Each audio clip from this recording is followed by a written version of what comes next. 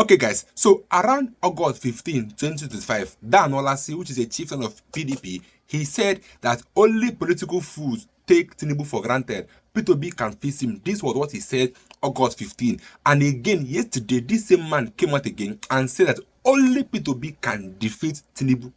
And he also said that if only P2B will join PDP, that is only way PDP will be relevant. This is a PDP chieftain.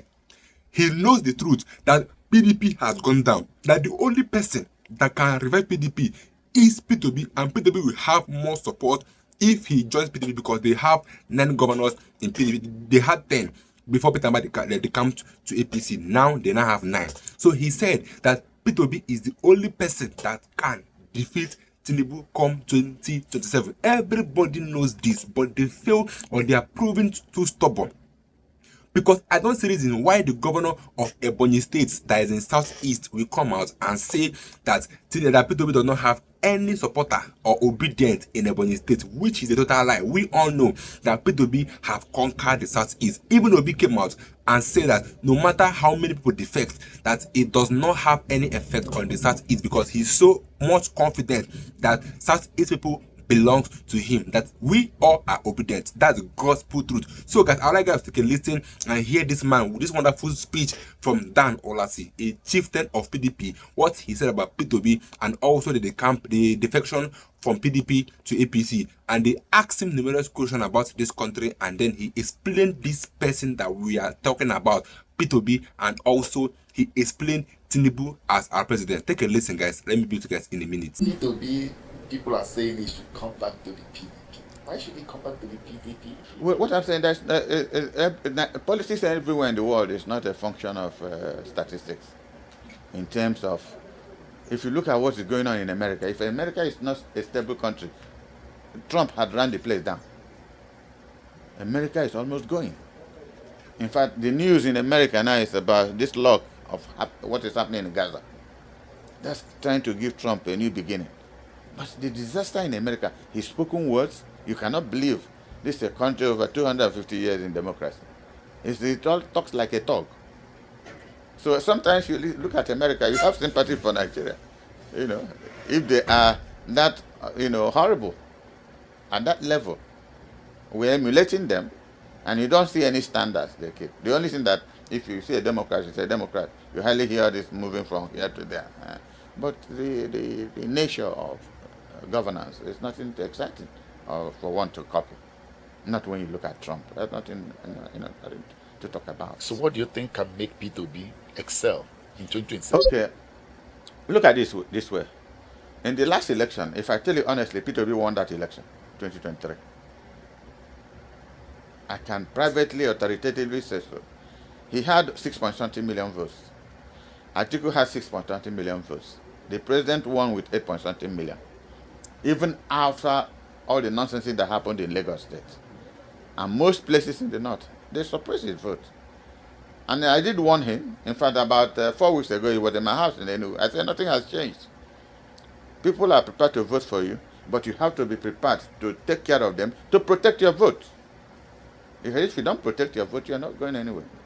He's the only one who can effectively and positively challenge this government and win. Because when you listen to him, very brilliant mind, that he said in 2 years you can turn any economy around unless you want to steal. If you're not going to be compromised with all these criminals in government, it's not rocket science to turn this country around, because we have the resources so to do. But when borrowing comes up and you don't know where the money borrowed is supposed to, isn't that a sad episode? And there are those who are wooing former President Goodluck Jonathan to join the fray in 2027. That shows you how foolish the country is. How did he lose in 2015? They should have asked him. And on an interview with AIT or channels, I said I met him 5 times as president of Nigeria on his invitation. And on one occasion I told him that he was going to lose this election. He said, "Dan, if not the respect I have for you, I will walk you out of my office." That his ambassador in China is from Kanu. His ambassador at the United Nations is from here. And that the election is finished. That was the last time I went to his office. Then 2 weeks after, his secretary to government, Pius, called and said to hell. And see how they lost. woefully. A man that had governance at Plata, and he just threw it away because he wasn't thinking. And I knew what his problem was then, but I won't say it on. And they are calling him to come back. Nothing is absolutely exciting about it. Even before the result was announced, he had already considered defeat to Tinubu. They are counting it as part of his legacy. That result had not. Have you had anywhere in the world that you can consider only when the result has been announced? He considered defeat. That was why the former deputy governor of Edo State, who was his campaign manager, what's the name of that fellow? Ogadome, was mad. He was still in the hall where votes were being counted. The president has considered defeat. Called Buhari to congratulate him. It happened in this country. Ogadome was crazy. Saying no, they don't accept. And they told him the person you are working for has considered defeat. He said the result had not been called. So is that the character of person? What did he do? He comes from the south, comes from Bayelsa. Was he able to impress anything on Bayelsa? Instead, they all asking to please some people from some parts of the country they believe own Nigeria. That is the legacy he left behind, unfortunately. Unfortunately, you know, because that's the person they used to destroy Peter Odili's ambition. And it's important you know this because you know, Peter Odili was on the verge of becoming he was the person to have succeeded Obasanjo. He was the person to have succeeded Obasanjo, but you know, I was in that campaign trail going all over the country until you know, something happened somewhere, and they said that they won't put him up. Somebody said, you know, Obasanjo believed that he used his resources with AIT, my late friend Dr. and some others to truncate his attempt for a third term. You know, a lot of things happen in this country, and I knew what Peter did. Yes, he said, "Dan, this will not work. We have taken an oath to try." You know, my brother, if I tell you, you know, why I joined even the People's Redemption Party with Aminu Kano, we stay and look down myself, Aminu Kano, SG Koku, Uche Chukwumerije, and I would say, how can we continue this way? And one day, Aminu Kano was looking at me. I said, "Sir, I was born in Kano. I regard myself, until recently, I don't feel Kano State as my state of origin." That's what I was feeling. It didn't mean anything to me. That's where I was born. God would have told me to be born somewhere else, you know. So, but when you look at the level of development and what is going on in this country, nobody cares. So after my interview this morning, the governor called me. He said, "Please, this thing you're saying might cause a revolution." I said, "Will it cause a revolution? I hope it will be a positive revolution. That will have 774 local governments and water is not running in water. And you're telling me about revolution. What is the revolution? That millions of our citizens are dying. So do you go to your village to know the problems in various villages in this country? And you see governors move, attending function in their state capital, they are moving with 17, 20 SUVs in the state capital. On the 10 minutes drive, half of the vehicles are empty. All over the country, not just one state, not two, all over. And these are children of very poor parentage that God exposed and brought them up, elevated them to power. All they are thanking God is this kind of, you know, Dubai-oriented kind of lifestyle.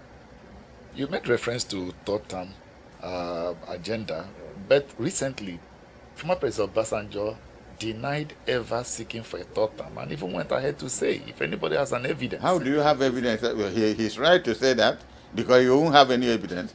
But those who have evidence will not come out to say. But I can come out to say. And he hears what that Dan Ulasi said, if he won't challenge it, because he knew what I told him, that you cannot go ahead with this. And that was why he stopped Peter Odili. Because Peter Odili was accused of using members of the National Assembly to truncate third term. So you can see then what what is his name? Nwabara. My people said, that is the period of my people told me not to vote for third term. Because it was in the bill that is being discussed. It was in the bill. My people told me not to vote for this. My people said this. So finally, Obasanjo discovered it was Peter Odili who did that and then truncated his presidential ambition. I have seen things in this country. I was called into the villa that the president wanted to see me. In fact, I was at Arondizog for a burial. The mother of my now late friend, happily engineer, Emmanuel Okoro, the mother died. I was at Arondizog. And I was told that Kenny Naman, then he was president of Senate, wanted to see me at all costs. So when he called, I said, I'm in Arondizog. And the road was so bad from Arondizog coming out to Maya. He said, Dan, you must have to come. That something is spoiling. I said, okay. I took off with my cousin-in-law, Dr. Kam, and we came into Enugu about 9 o'clock in the morning. Drove to Ameshokon and entered Jim Ken Namani's house, who was staying there, later Sisiono. I said, what's happening? So Ken sat down, sit down. Each time I come to the villa, I see there's something between you and Obasanjo. I said, so my friend, that is, we did 1 or 2 things together in campaign. He said they're preparing for a third term. I said, which one is third term? He brought out the bill. So I said, tomorrow let's go to Abuja. So in the morning we all flew back to this place and I went to the villa. So I said, Baba, what is this? Extension, there's something they called it. The house was going line by line. Then it was the former governor of Katsina State that was Speaker of the Federal. Is it Masare? They were going, and in that bill, that was the time they put in to create the 6th state in the southeast. That was why people were annoyed. We would have gotten a 6th state to be like other zones, apart from Northwest that has 7. So the Masari was going line by line, approving things they want to approve, and the House was supposed to approve that the 6th state for Southeast. But Kenny Naman, unfortunately, I didn't know for whatever reason, the Senate truncated everything. That's how it ended. So Obasanjo had visited Paris and was flying back from Paris to Nigeria. I was in this hotel. My phone rang, it was Olusegun Obasanjo. Because I had told him earlier on that something was being planned, and he denied that he didn't have an idea about third term. Then when he called, he had landed, he said I should come to the villa. That was how, what's the name of that person from Bayelsa that was then acting or managing director of NDDC? Alaibe. Then they promised Alaibe that they will make him governor. That's the money from my brother squandered. And they have wasted it. You see how God works. All the money and over collected. He has gone election. How many times now? All money gone. Selling their things now. Don't ever doubt what God can do. If God gives you the ability, the opportunity to help your people, try and help them, honestly. We have a situation in this country, we'll give you 1 naira to function. They eat 80 kobo. And they suddenly discover that 20 kobo will not do anything. They eat the remaining one because nothing will happen. And nothing happens. Nothing happens. This is why I was sad that this young man in Enugu had to leave PDP to go to APC. So what is the reasoning? If you leave A to B, B must be better than A. Is APC better than PDP? At least we have a legacy record of debt relief for Nigeria. What 8 years of what is his name, Muhammad Buhari? There was no governor. We're now in the 2nd year. Like I had given credit to this president. If anybody, including P2B, had taken over after Muhammad Buhari, they won't perform any magic. The only thing is probably the person would have planned better. Before you remove subsidy, you plan and you have a team to anticipate what will happen when you remove it, and you try to find out how to cushion it. But he didn't do that. He just went on after swearing in, I removed subsidy, as if he's talking, giving his wife money for lunch. I removed this, I did this. You don't run government on pages of newspaper. It's serious being. Look at where Nigeria is now. Almost irreversibly damaging the whole process. Then there's the breaking news that Bayelsa governor has also defected to the APC. You just counted about 9 governors you still have, so we still have -1. We'll say -1. Yeah. Where is it leading us to? And I was in a meeting. He invited us to a meeting. We went to PDP meeting in the southwest. He was there speaking eloquently, about where PDP was going and what will happen. This. So this is what I'm telling you, that there are no values anymore. There are no values, no integrity, no honor. So the problem of Nigeria is hydra-headed. It's not just that we are stealing money. It's just like a bishop of a church. On Sunday, they collect money in the church and give him to keep. He is the keeper of the money. He comes into his room midnight, he gets up to go and take some. He forgets that he's the man, he's the banker of the money. He wants to go and take some. Suddenly he will remember again that he's the bishop. You know, this stealing is a genetic problem. So you don't know how to handle it. That is where Nigeria has degenerated to. That anybody gets into office, you do see them, look at them in pictures. You see the magnitude of decoration they make. Go and check who were their fathers and mothers. Their grandparents died poor people. God gave them opportunity to want to remedy the situation with their people. And they eat the money. I was telling somebody, there's a suburb of London called Golders Green. 100 and something houses locked up, all owned by Nigerians. Put me. My principal when I was, my partner when I was active in science and medical equipment said, Dan, is there any school in Nigeria where you people train people how to steal money? Because anybody who makes honest money cannot come and buy a house in London or Dubai, and his people only stay there for 1 month in a year when they come on holidays, and he locks it up. So if you go to Golders Green, you will see a lot of breakups, windows broken, because white people who are hungry go there at night to break them and steal whatever they can. Only Nigerians own such properties. Something must be fundamentally wrong. Let's look at the state of the nation. Recently, the President Bola Tinubu had the presidential pardon, and so much controversy has trailed that because of the number of drug offender. Look at the woman that killed her husband. Miriam Sanda, think that killed her husband. So all of this, what's your take? Was that a national priority? That's the only answer I'll give you. A drug baron, a lady who killed her husband, hasn't spent 5 years in prison yet, and you give them pardon. I said there must be a different conceptualization of leadership, of governance, that this man is having. That who is he trying to impress? But look, as you said, you rightly said, look at the problem it has elicited in the society. All the drug barons who were bringing in drugs, and our young men and women were taking them and dying. These are the people who are granting pardon. Have they discussed it in whatever form? That these are people who have committed murder. People think it's only when I take a gun and kill you. No, I can kill you by word of mouth, by actions taken or inactions. You know, when you, every opportunity is a force multiplier. But in this country, opportunities are not force multipliers. They are killers. They are killers. We don't see a government that, like I was telling somebody, when we have programs in the morning, either like Kakaki program, 7:30, 8, governors are sleeping. They don't see that thing we're saying. They are sleeping. And these are the people who are supposed to be addressed. They will listen, okay, I'll do this. I give, what is his name?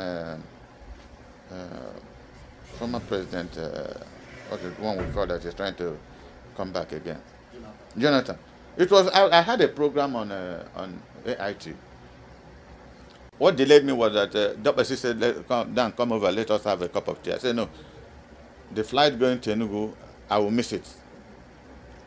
And I landed in Enugu, my phone was ringing.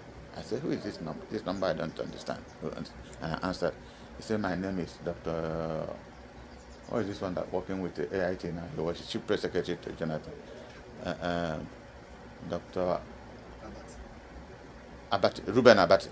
He was his chief media. So he said, my name is Dr. Ruben Abati. I said, where are you Abati from? He started laughing. He said, the president wants to see you. I said, who is the president? He said, Jonathan. He said, want to see me? What's wrong? He said, he just watched your interview and he wants to discuss with you. I said, well, I'm in Enugu now. He said, no, it's not true.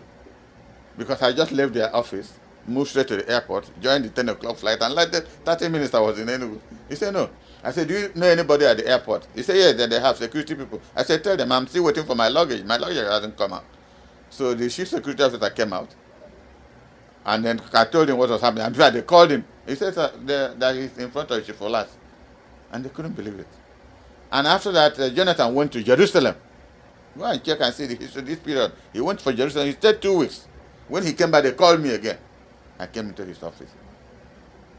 And I was discussing questions. He says, "Sir, when you left university, I was in class 2 in secondary school, 1973. So when you look at this is our fate, the fate of over 200 million. Are you people even up to 200 million?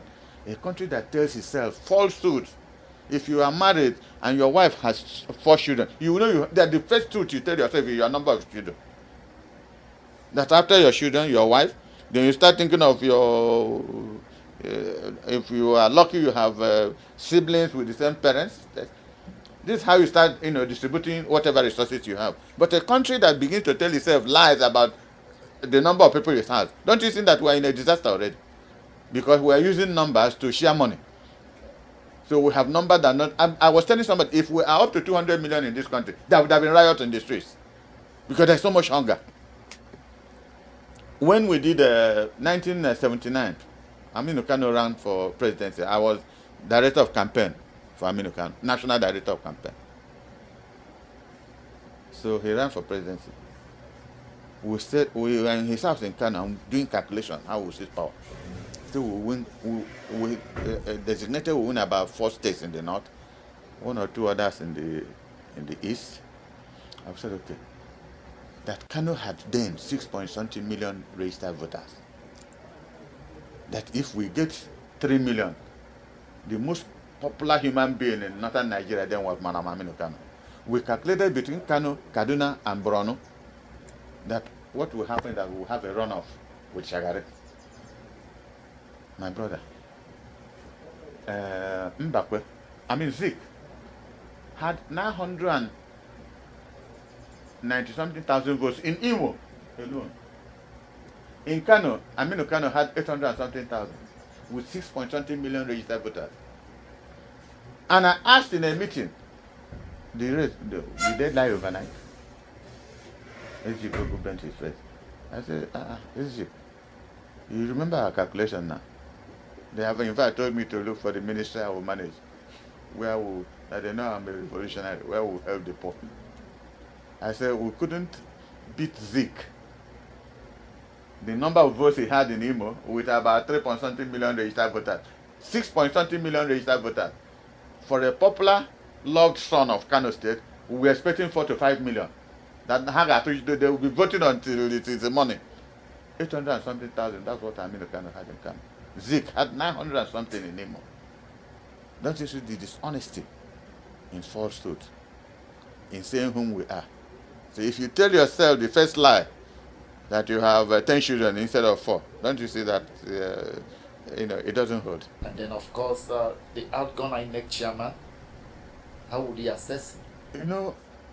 I think was it himself or the one he succeeded that Jonathan did not have a hand in her? It was the press people. I think it is this Mahmoud that the press people brought in. It wasn't the party. The PDP didn't nominate him. People were writing in national newspapers. Go and investigate it. Are you a journalist? Go and investigate what I'm telling you. Either himself or what is the name of the one he succeeded? Jega.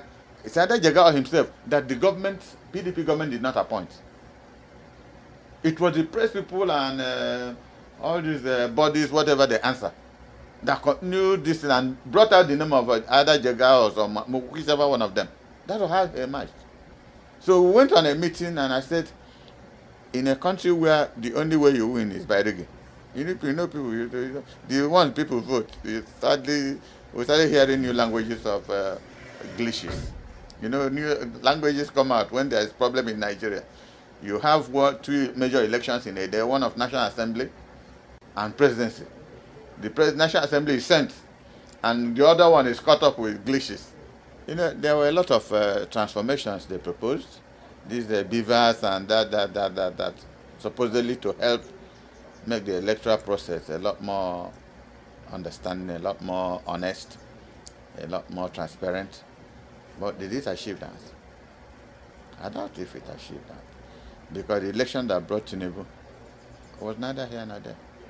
Unlike the one that brought, that was a presidential candidate who won, I think, Yaradua, and said that the election that brought him, the election Yaradua was faulty.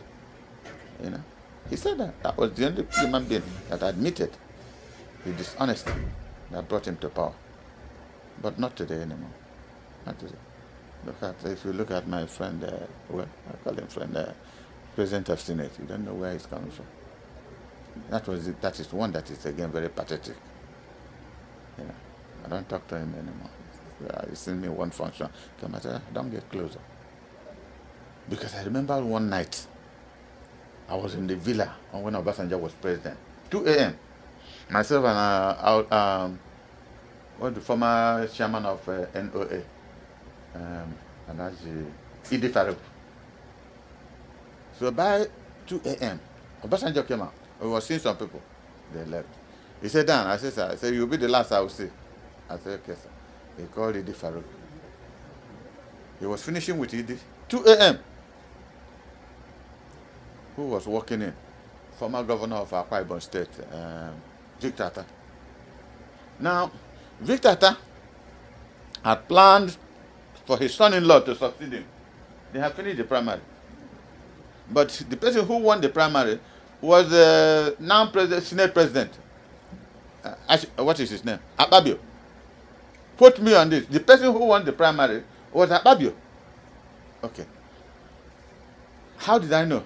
My friend Chris Uba told me that he had a friend called Akpabio who was working with late Senator Ani Okonkwo.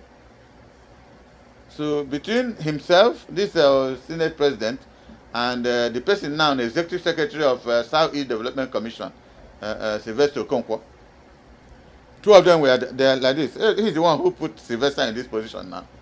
They were like this. And so Atta made him commissioner in his government. So when they did this primary, he was the one who won the primary. So Chris Uba called me, said, Dan, you know, that time his brother was, Andy was the closest person to the president, but he had problem. They were struggling for something. So he was warned not to visit the villa. So he told me that there's a man called Akpabio who won the primary. You see how God works. So by that 2 a.m., what did you call the name of the governor then? Atta? Is he the one that is an architect? Yeah.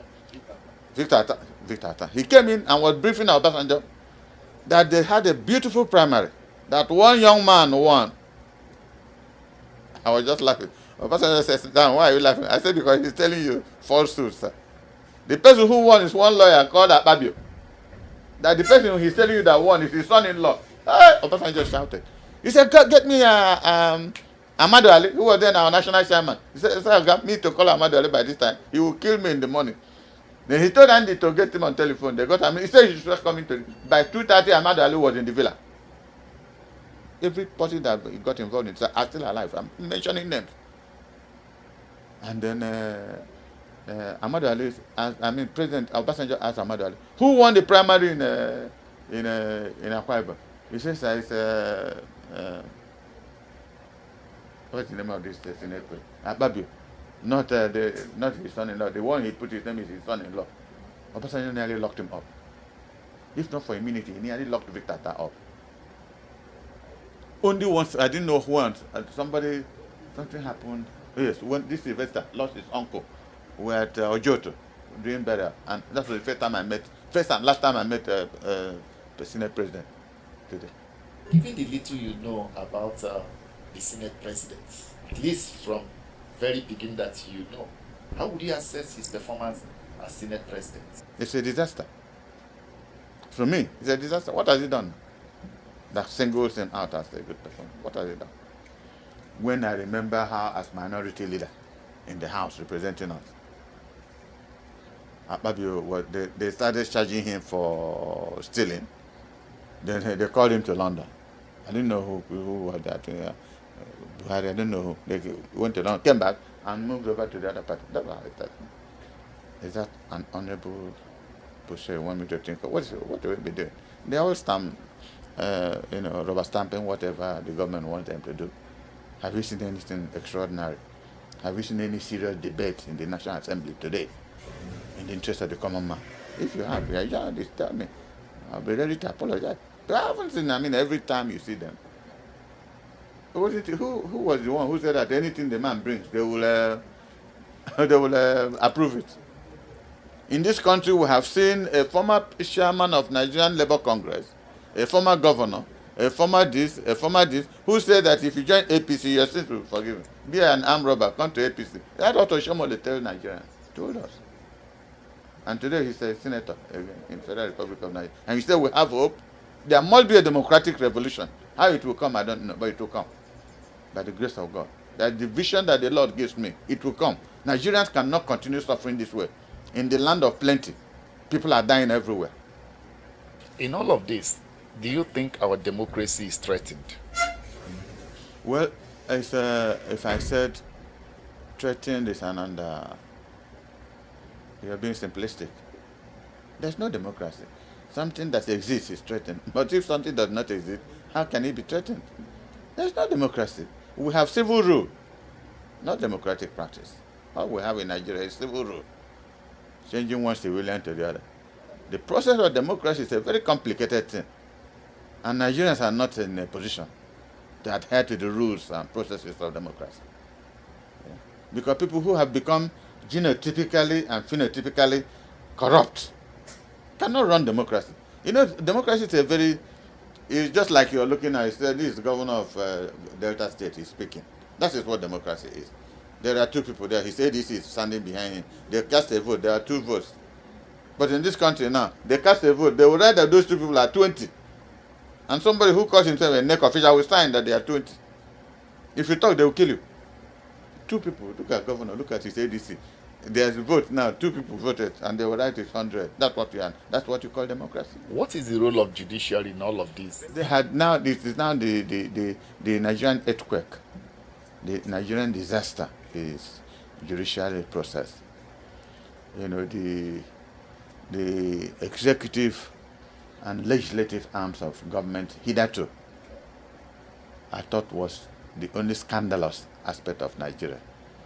But when you get close to see how judges bargain for, judgments, people are now free even to talk about it. So you see that I don't want to use the word that God will help us, because we are not the only creation of God. If God creates you and you don't want to take care of your life, you'll be heading to hell. It gives you free conscience to see good and bad, and you decide to be on the side of evil, and you're calling him to help you. I doubt if he will. For a man who sent his only begotten son to die for us, what other example do you want him to do for us? If we can't learn anything from that, then it's a pity. What are the chances for President Tinubu come 2027? There is no opposition. Look at how we started well by talking about, look at the rate of defections going on. These are the people who would have challenged him. They're all going over to his party. Yesterday, the best PDP governor left too and went over to APC. So who is challenging? So presently now we have an APC government in Enugu, we have in Abakaliki, we have in Owerri. I don't know what Abia governor is going to do. Already Soludo has endorsed Tinubu. He visited Anambra, he endorsed him publicly. But he's afraid of the name of Juku. Doesn't want to jump ship, because he knows if he jumps ship, he could lose his second term election. Nobody knows if he wins next month, he will then jump over in December. You can't trust these people anymore. What will happen? If you heard what he said in his mouth when Tinubu visited Anambra, it was more than euphoric. I was just sharing that you can go home and forget about we are giving you vote. For somebody who's in Africa, does that mean Africa will now have a presidential candidate? That's a political party with legislators, national legislators and state assembly legislators. They just had a by-election in my zone, Anambra South, and the senator had the person who replaced late Ifeanyi had 90-something thousand votes. That's what they wrote for him. So imagine what they will write for him as governor when the time next month comes for. Yeah. So we have fundamental problems. And if you are given an opportunity, for the sake of argument, if you were to support any candidate for 2027, who will those candidates, that candidate or those candidates be? 2 people. First, Peter Obi. Why? He's very intelligent, hardworking, honest, unlike the typical Nigerian politician. If he tells you something is black, Day after tomorrow, you ask him again, he will tell you that that thing is black. He's not given to throwing away money for the sake of taking advantage of a political process. Because 1 month ago, he was in my house in Enugu, and we were analyzing, most of these things, the possibility of his winning. Then the question is now that I'm seeing there's a conspiracy of people wanting him either to come back to PDP or to join ADC so that they will make sure he doesn't get nomination. And you can see it's a very high-powered plot, not limited to just the political party. It might be coming from the presidency. Because he's the only person with more than a 50% chance to bring down this government. Without any visible support, he made 6.something million after he won Lagos. Do you know the places he won? Nasarawa, here, he won everywhere. Because Nigerians have started believing that there's something special about this man. It's not the common, literally Nigerian politician who talks from both sides of his mouth. So he's one person who, if well organized, can make an impression. Let me say it that way. Can make a very positive impression to the betterment of Nigerian people. That is one person. Whether Sheyi Makinde can be trusted to do the same, because in the last election he gave his brother 600,000 votes against Atiku. So what has changed? So I said, how do we all go to sleep and this country collapses? Biafra would, if you were old enough to see what happened in Biafra, look at this hand. It's not that God said I should raise my hand somehow. I raised it. So somebody was aiming me from Savoy Hotel next to Zeke's compound in Onisha. It was raising this hand that they shattered there. I would have been dead. So each time I said, God, why did you keep me alive? During the war, I said, I will study medicine. And only to get back when I entered medical school. We have first set of medical school in Enugu. And I couldn't do anatomy. Because these were like this. Look at that now, growing little. It was like this after the war because the nerves, everything here was shattered. If you saw this hand, I didn't know how Dr. Nwozo did this operation during the war. It was difficult to believe. Halfway, the anesthesia finished. And I was just saying, Hail Mary. I don't want to get back into it. So when I see all these people talking, you see, how can a country be moving without hope? With vision, you have to vision and see your vision materialized. How do we do it? When you see the nature of people running the affairs in 36 states, like we said, they are not children of Zeke or Awolowo. They are common poor people that their parents had no address. Their parents struggled to train them. They suddenly emerged, being legislators, governors, and they went on the rampage. That's what is happening. Even the blind knows that P2B is the only person that have higher chance of winning Tinubu if they can do this free and fair election. But the thing is that I don't think APC government are ever going to do a free and fair election because they know that that's only way they're going to win in Nigeria today because of how their first 2 years have been. And I believe that a good government that wants the betterment of Nigeria or that wants to win that election should be making good use of his first tenure to make it a memorable one, which they will be easily win the next election. But guess what? In today, the APC government have not done even one thing that I can say, okay, that we Nigerians are happy about. Not even one thing.